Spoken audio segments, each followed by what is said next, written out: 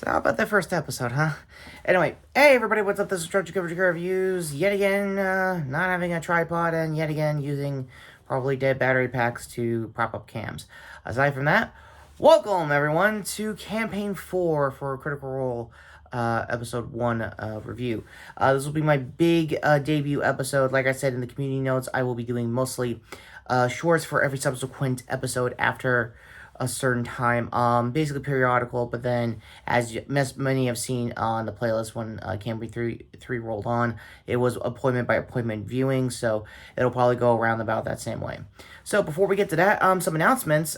There is a probably hard yes guarantee that there's probably going to be some Vox Machina related content being dropped during New York Comic Con. Obviously, Ford and Jester's Wedding is going to be an actual play one-shot at, I believe, Broadway, in the lead up to obviously Mighty Nine's first season later next month. So with that also said, some reviews that I'm going to be doing that is not Critical Role related for my subscribers that do follow me for those particular reviews.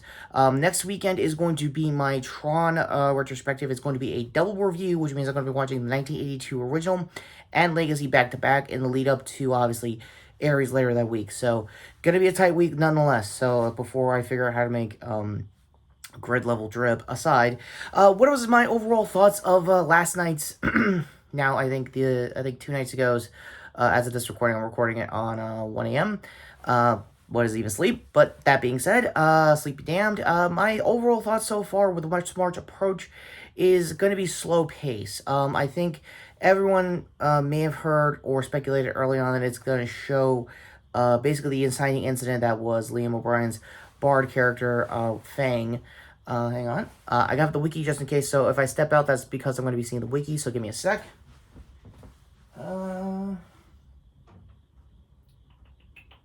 Sorry. Handel Fang. My apologies for the long pause on that one. It's going to be like that with the wikis. So, for the Fang family, long story short, his brother had what I would describe as the One Piece opening for the series. For those fans who know, you know, with Jolly Roger and all, with his execution. And as the episode went on, from a lot of characters that were there the day his brother, his NPC brother passed, at the executioner's floor. Turns out it was going to be a heist, but apparently the heist got botched by way of Laura Bailey's new character, Thimble. We're going to be jumping around a bunch of characters. It's a 12-character cast. It's going to rotate. It's going to shift. This is essentially what I was worried about, talking about storytelling-wise, when I was coming at the final seasons of Game of Thrones. The reason why I never did Game of Thrones-related content here on the channel, because it was a rotating cast, and that was basically the same situation here. So, in advance, I will probably be talking individual characters, probably in the things I missed, as in a backup short or things like that for full episode reviews going down the road. It's not going to be a guarantee for every single episode, so be on guard for that, if anything else, in the comments. So, speaking of Laura here, yeah, her character introduction was almost a death save away of permadeath, and Brennan Lee Mulligan, Brennan, was very, very, very giddy before the break of essentially saying, I told you to get backup characters, right? So, yeah, he is definitely going to be more of a bloodthirsty DM for this party, and more importantly, this cast in general, than the very merciful Matt Mercer would be in these early episodes of any campaign leading up to this. So, speaking of which, how was Matt, speaking of, as his first go-around as a full campaign character? A little reckless than I thought he would do at first, character-wise, not storytelling-wise or roles-wise. Gameplay-wise, he's fine. The big thing I think everyone mentioned in my retro news and everyone else's news leading up to this episode was, were they going to do D&D? Were they going to do Daggerheart? I was in the camp too, thinking they might go the Daggerheart route, but after the Oaths and Ash Indianapolis show, which now, as of this recording, the full VOD is out on YouTube, so please go ahead and watch if you haven't on Beacon, if you're not a Beacon subscriber like myself. That being said, yeah, I think that live show might have halted the whole production, and either or, we're never going to get a full answer to why they just hard pivoted back to 5e. Maybe it was a Brennan decision, maybe it was this, that, or other. That was in the speculation, and that probably won't get mentioned or explained. If there was a fireside chat on Beacon, speaking of, that might have also explained it away. We'll probably know in the coming months. Again, who knows? The campaigns are very young still, so Another thing a lot of D&D channels have talked about is the change of it all, given that it is a new world, Aormon, and not another realm of Exandria. I'm okay with the change personally. I have a habit going into fandoms or hobbies when they're kind of at a high, and Campaign 3 is no different. For those who watch my Toku content would know, I started watching Super Sentai on a weekly basis, mainly during all of Gokaiger, which it was going through the series' 35th anniversary. So anniversaries and me kind of go together like peanut butter jelly. Somehow I'm just gonna get a breath of I'm here for the history vibes as far as fandoms go. If you're here, if I see you on an anniversary, I want to know your history. I want to see how far you've come, and I want to respect it. That's kind of I am with most fandoms going forward. And will be the same case here for Critical Role, because as you may have noticed, it is their 10th anniversary on their 4th campaign. So, cutting back to Matt, he is close enough to being a character I would almost describe as a villain at times, if he was DMing himself. Not like Ludinous levels, but Ikathon kind of levels, if anything else, or other, I guess villain characters. I'm gonna probably find out more when my 9 drops later this year. So animation wise. So outside of that, the rest of the cast was cool. Sam had a good time with his new Clara character. Name escapes me. Again, this is the first episode basis. I'll probably have a better review of the names going forward as time goes on with this campaign, so my apologies. What I can say is Wendy Moore's Tierney, who is a very obvious demon tiefling, definitely sucked and enjoyed the oxygen out of the vibes of seeing out all these characters for the funeral service as like the backdrop for the plot here for Liam's character's brother for the Fangs. Speaking of the Fangs, another member of the Fangs family is a PC also as well, a Bray Ironguard, and she looks amazing. She has full orc vibes, same thing also for Liam's orc bar that I also mentioned in the retro reviews in the lead up to this. So, yeah, you can definitely tell they had a relationship, and apparently that's, apparently Abria's, I guess Thanos trick to just get as many cast members as, like, jilted lovers, wives, husbands, or any type of partner. So, hey, I'm all for future campaigns. If that is going to be her, I guess, MO for character creation, I'm down for it. I cut off, for those, this is the section I have to talk about with my Tumblr subscribers. You should have probably bullied me a little to stay 5 more minutes before Ashley and Marisha's character show up, because wow, they are so diametrically opposed to each other. We all pretty much knew from the character designs that Marisha was going to be a comical, I think also Bard character as well, but she's going to be a very obvious dwarf with a chin strap beard, a la like old bearded lady, like carnival myths and stuff like that, in both real life, historically wise, and obviously every form of entertainment, and in this particular case, fantasy. So before some asshole in the comments like, no, that's Peach Fuzz, I don't like that shit. Fuck that guy. This is D&D. We don't do that shit around here. Yeah, putting a moratorium on that for those kinds of assholes in the comments. With that also being said, I don't know how to describe Ashley's drow character yet. She's definitely in a sisterhood of a very dead elven belief of faith of a dead god. Apparently this world also went through some sort of calamity to expel their gods, and now 70 plus years on, they've had multiple wars. Most of the characters in this cast are also veterans of those said wars. One of them I think is also, in that case, Luis Crosso's PC as well. I absolutely adore Robbie Damon's I think Paladin character. Let me get a check out the wiki. This will probably be my last one, and then I'll do final thoughts. Let me see here, because honestly, that wolf, I'm gonna be real. If you saw my yeah, well, Val, I'm gonna go last name basis. It's gonna be a while for the first name basis.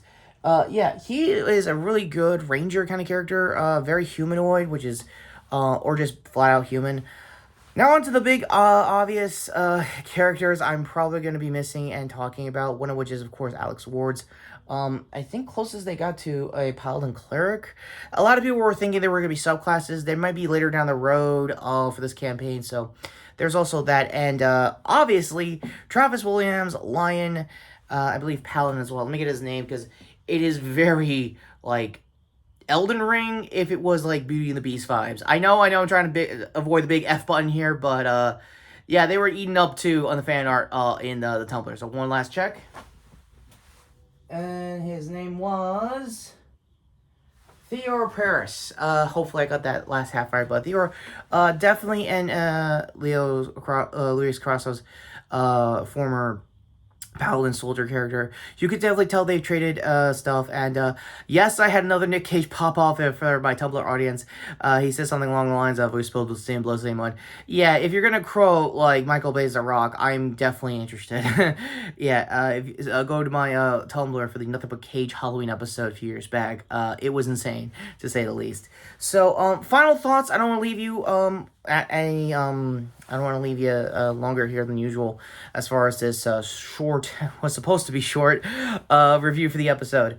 It's a big cast. That is the biggest difference that you can definitely tell. The table setup is very rotating. It's very how they did the camera for like basically the blocking and most of the actual play footage looks really good. Nothing really too crazy. My concern for the studio is if they're going to do hard rack focus kind of stuff to individual characters that they almost did at the tail end of I want to say I forgot the Age of Umbra. Yeah, the Age of Umbra storyline that was kicking off Daggerheart for that miniseries. So maybe that'll come back in individual droves once I remember the loadout of most of these characters. They're going to be split into 3 teams. I believe Seeker, Soldier, and I forgot the last one, but it's going to be the jokey characters going to be shoved in there too. As like individual groups. So again, this is very early on, and I wanted to do wrap-ups for people I missed. I will not be remiss if I am also going to be talking about Taliesin Jaffe, because my god, his Paladin. Also, this is really going to be oops all Paladins here till I get a really good lock of everyone's subclasses, so sorry in advance for that, but yeah, everything about his character also is very Taliesin Jaffe coded. He looks very not neutral, but like has seen the other side of these wars as far as Aramon's history goes, and some of his funeral processions were enemies of Liam's brother and people who've definitely rode with him and done adventures with him and have definitely had a bard's life with them. If anything else, I think all of these characters so far are, again, first impressions, nothing really crazy. Will there be PvPs in this campaign? With the West March approach, it is all but guaranteed from what I've seen so far of the tension in the room as far as these characters go interacting with each other. Keep in mind, this is their first interactions doing this. This is post their Session Zeros that will probably get released, I don't know, maybe years later, who knows. But with that being said, I really don't have a review score for this yet, given that this is a new campaign. This is a lot of moving blocks so far, but it is still very engaging. How engaging is it? Well, on YouTube, if you were on the YouTube feed last night, it was cracking 100K views, and that was them taking the comments off. Imagine with the comments on. Long story there. Also, over on Twitch was their record numbers as well. They were going on the 40K concurrent views watching live, and only emote mode for the entire episode. That'd be just a cold open going forward. Oh, by the way, yes, they're going to be having cold openings. Well, be very afraid of that, because I believe that's where Brendan is at his best, just scaring the shit out of you. Or he'll be funny for once. We don't know. But yeah, that's where I kind of want to leave it also with Brendan Lee Mulligan. He is a very good pickup as the second, full campaign GM after Matt.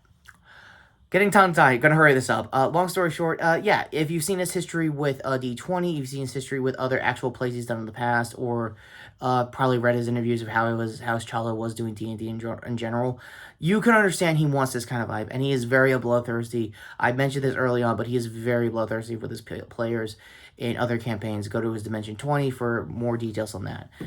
So yeah, me also needing to read my own history aside for these people as far as this big cast goes.